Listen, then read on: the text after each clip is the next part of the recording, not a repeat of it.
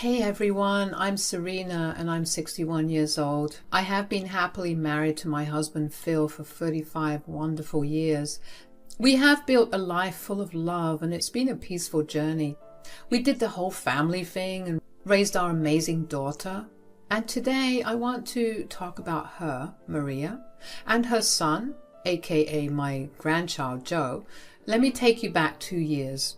It all started with a phone call from my son-in-law Kevin. It was one of those moments that sent shivers down your spine. Hi, Serena. Hey, it's quite unusual to hear from you. What's been going on lately? You sound serious. Is everything okay? Serena, I might want you to find a comfortable place to sit down because what I'm about to share is heavy, to say the least. Kevin, you're making me nervous. What's happened? Well, today Maria took the car. She wanted to treat herself and Joe with some ice cream. And? Why is there a tremor in your voice, Kevin? Breathe and tell me what's going on. Today, we lost both of them, Maria and Joe. A brutal car accident took them away. I can't fathom what life will be without them, Serena. It feels like the world has come crashing down. My world seemed to have stopped. I could not believe what Kevin was saying. Oh my, Kevin. My heart aches. Maria, my dear daughter, and Joe, my grandson, he was just 3. This pain is indescribable. They were too young. I need some time to collect myself, and so do you, I guess. I have to go now. Please. I would appreciate some solitude. Don't rush over right away. I will share the funeral details in a couple of days when I have them sorted. Take care, Kevin. You too, Serena. After that sad call from Kevin, I went to our bedroom where Phil was reading. I shared the heartbreaking news and Phil dropped his book. We hugged and cried. Our daughter Maria and our little grandson Joe were gone in a terrible accident. I wondered, why did this happen? What did they do wrong? For the next few days, Phil and I stayed quiet. We looked at old pictures, remembering the good times. It was tough, because Maria's laughter and Joe's playfulness were no longer with us. We told our family and everyone felt the same, heartbroken.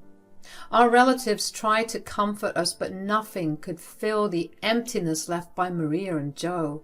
We waited for Kevin's call, thinking about how hard it must be for him to lose his wife and son at the same time. Kevin was always quiet but strong for Maria.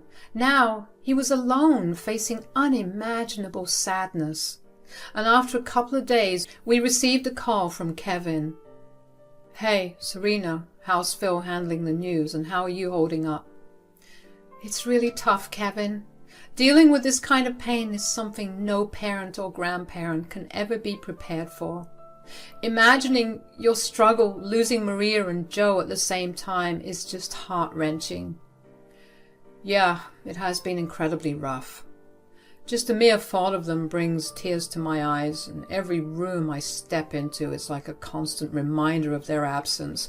It's just overwhelming, you know? Kevin, Phil and I want you to know that we're here for you. You treated our daughter with so much respect and love. It is the least we can do for you in return. Well, thank you guys for your support. I wanted to let you know the funeral is on the 9th. I'll text you all the details, and don't worry, I'll handle inviting everyone else too. We've decided to go for cremation for both of them. It's what Maria would have wanted. She must have shared that with you, I suppose. Phil and I are considering driving down there on our own. We will see you on the 9th. Sure thing, Serena. Pass along my greetings to Phil. On the 9th, Phil and I dressed in black and drove for 4 hours to the venue. We planned to attend the funeral and stay at a motel overnight, not wanting to bother Kevin too much. When we got there, it was empty. No one was around. We were on time, but confusion hit us. We called Kevin, but he didn't answer. Standing there worried and unsure, we wondered why no one else was there for the funeral. Phil, this is so strange. I expected to see people gathering for the funeral. Yeah, it doesn't make sense. Kevin should have at least picked up the phone. I don't see a single employee we can ask about the funeral. Maybe there's a delay or something we don't know. We drove to Kevin's place and it was tough. The whole way I felt a lump in my throat like I might cry any moment. Going there, knowing what had happened, was really hard. When we reached, I took a deep breath. Their house, which used to be a happy place, now felt heavy with sadness. We walked to the front door and each step felt heavy. I knocked, not sure what we would find on the other side. The door slowly opened and there was Kevin, looking so different from before. Serena, Phil, I almost forgot about you. What about the funeral, though? What do you mean, you almost forgot? What about the funeral? Oh, about that. It was yesterday and you guys didn't show up. Yesterday? But today is the 9th. What's even happening? Are you telling us we missed our daughter's and grandson's funeral? I'm so sorry, guys. That's why I was wondering yesterday why you and your side of the family didn't show up. The thing is, the date was postponed to the 8th and I thought I had sent the text out to everyone, but I guess I missed you guys. Kevin, you cannot be serious right now. How could you forget us? We were certainly one of the most important parts of their lives. I could not help it, and I broke down into tears. Hey, Serena, calm down. What's done is done. Kevin, do you mind if we sit in the living room for some time? Actually, yeah, I'm so sorry, Phil, Serena. I urgently need to go somewhere. I'm getting ready. It's just a matter of 5 minutes. Serena can have a glass of water. We have been in the car for hours. I'm sorry about the whole funeral thing. I hope you can forgive me. I really didn't mean it. I know how important you people were to Serena and Joe, but right now is not a good time. I'll give you a call later. Kevin slammed the door in our faces. We got into the car, and once I was done with crying and being emotional, returning to our senses, I began to realize the strange actions of Kevin. Why was he acting so odd, forgetting to invite us to the funeral after it was rescheduled? It didn't make sense. No one could make such a huge mistake. The way he slammed the door in our faces after Phil requested just 5 minutes in the living room, it was all so peculiar. Anyhow, we decided to drive to a hotel and stay there for the night to rest. The next day we headed back home, and during this time there were no calls from Kevin, just a couple of texts expressing how sorry he was. I didn't pay much attention to them. I was kind of mad at Kevin. You could say grief had clouded my judgment, or perhaps I was just angry. I found myself in a confused state. So much had happened, from the devastating passing of Maria and Joe to us missing their funeral and Kevin's strange behavior. It was overwhelming. Weeks after the funeral, one day Kevin sent me some texts accompanied by a couple of photos. The images depicted a serene lake in the background with 2 urns placed on the passenger seat of a car. The text said, Hey, Serena, it's Kevin. I hope you're doing okay. I wanted to share something with you. Remember that spot near the lake where Maria and I went camping once? It was one of Maria's favorite places. She shared the news of Joe's pregnancy with me there. I thought it would be the right place to pour their ashes. I know we have not been talking, and I understand why. The funeral mix-up, my strange behavior. I messed up. I'm truly sorry. I just hope one day you can find it in your hearts to forgive me. After seeing those pictures, my heart swelled up, not just for Maria and Joe, but also for Kevin. I realized the grief he was dealing with, and it was a perspective I hadn't fully considered. I showed the pictures to Phil, and he expressed a similar sentiment. We both understood the need to start letting go of the pain and anger and focus more on keeping Maria and Joe alive in our hearts and memories. Instead of responding to Kevin's text, I decided to make a call. It felt like the right thing to do, to bridge the gap that had formed between us. Kevin, how was your trip? It was a mix of emotions, Serena, painful, therapeutic, refreshing all at the same time. I felt like I needed it. I should have been more understanding the past few weeks. We were all dealing with our pain, weren't we? I'm really sorry. No need to apologize, Serena. I know I messed up. It's okay, Kevin. I just wanted to say I hope the future brings you the best. I'd like to meet you soon. You meant a lot to Maria, and that won't change now that she's gone. Our relationship is still here, and you can always come to us for anything or just to say hi. It would be a pleasure for both Phil and me. I'd like that, Serena. Your call today meant a great deal to me. Please take care of yourself. Months turned into a whole year, and during this time things stayed pretty much the same. The pain was slowly fading away. Kevin and I didn't really talk much, and maybe that's how it was supposed to be for us. Phil and I carried on with our usual lives. We enjoyed gardening and pottery, our simple hobbies. We're just an old couple, so our adventures were more about the everyday stuff. We had to keep moving forward. Our home was filled with memories, and the pictures on the walls telling stories of a life well lived, of love that stayed strong even when we faced loss. In the evenings, we'd sit on the porch, sharing stories, and sometimes we would just sit and enjoy the quiet. Then one day, out of nowhere, Kevin showed up at our house. Oh my God, Kevin! I had no idea you were here in the area. You should have given a heads up. I could have prepared some lunch for you. Hey, Serena, I actually came here specifically to see you and drop off some boxes of Maria's and Joe's stuff. Oh, you didn't want to keep anything? Nope, I kept what I needed. The rest, Paris suggested I give to you. Paris? Who's Paris? Oh, Paris, I forgot to mention her. She's my girlfriend, moved in about a month ago. Wow, it's only been a year and you've already moved on fast. Well, you know, I couldn't stay sad forever. I needed to... Anyway, where's Phil? He's at the hardware store getting some tools.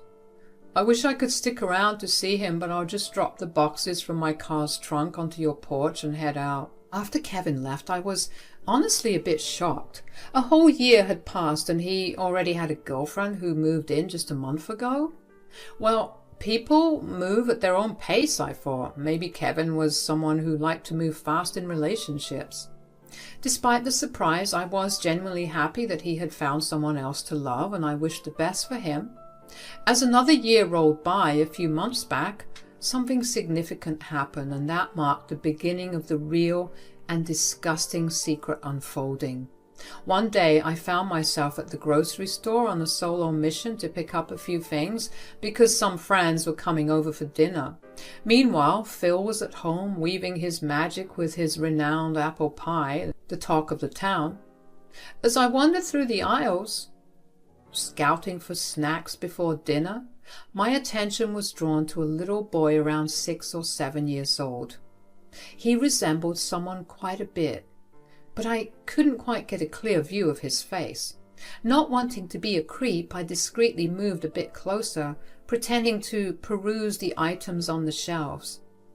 The little boy was accompanied by his parents, and as soon as I saw his face, a wave of emotion swept over me. It reminded me of Joe. Sure, people resemble each other all the time, but there was something about his green eyes, that cute tiny nose, and his brunette hair. It echoed Joe's features so vividly. Call it a sixth sense or whatever you want, but a voice in my head suggested I go over to the parents and say hi to the boy, and so I did. Hey there, little one. You're a cute little button, aren't you? Hi, I'm Serena. Hi, I'm Taylor, and this is Paxton. I'm sorry, do we know you? No, you don't. Nice to meet you guys, though. I approached you because I had a small grandchild like your little one, but he passed away 2 years ago. Seeing your boy reminded me of him. I'm so sorry for your loss. This is Joey. Joey, wow, there's more than just physical resemblance.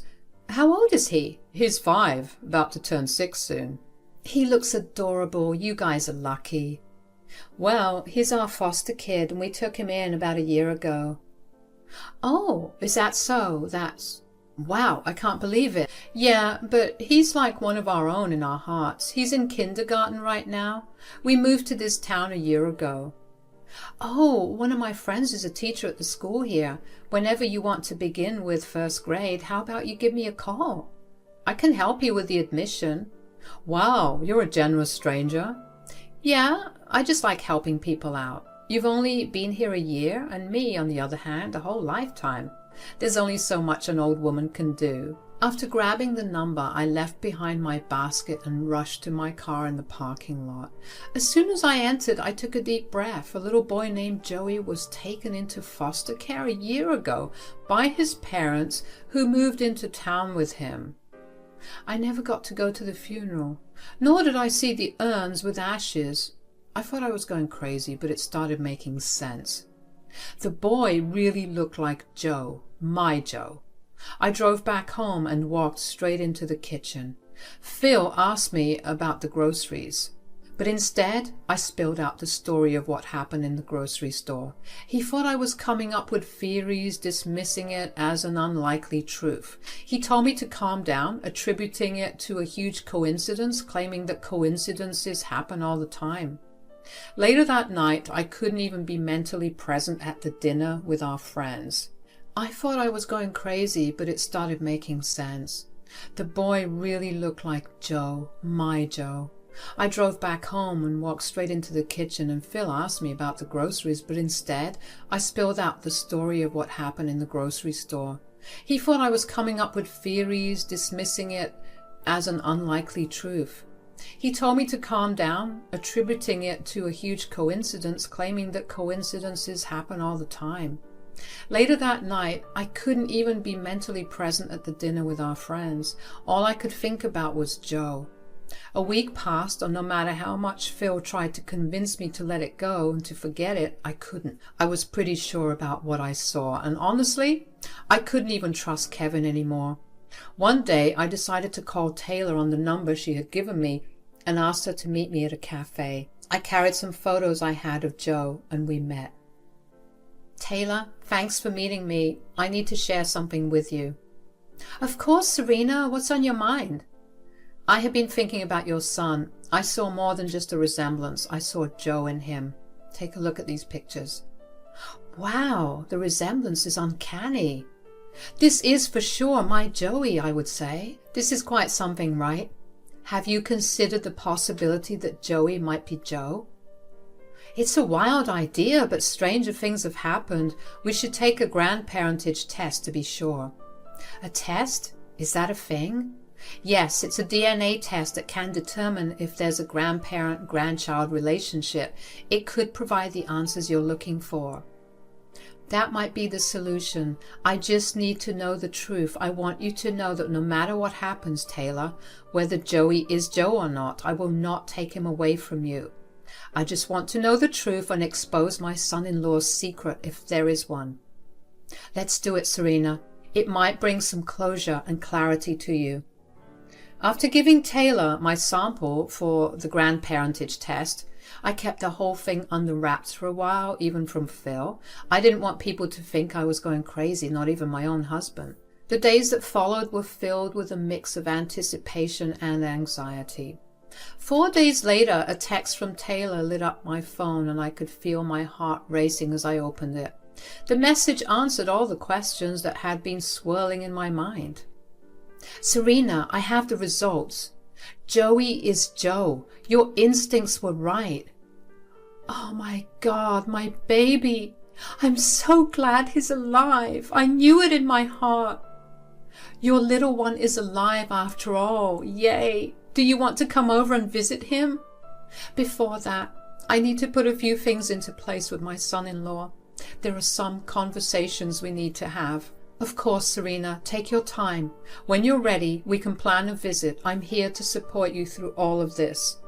Thank you, Taylor. This means the world to me.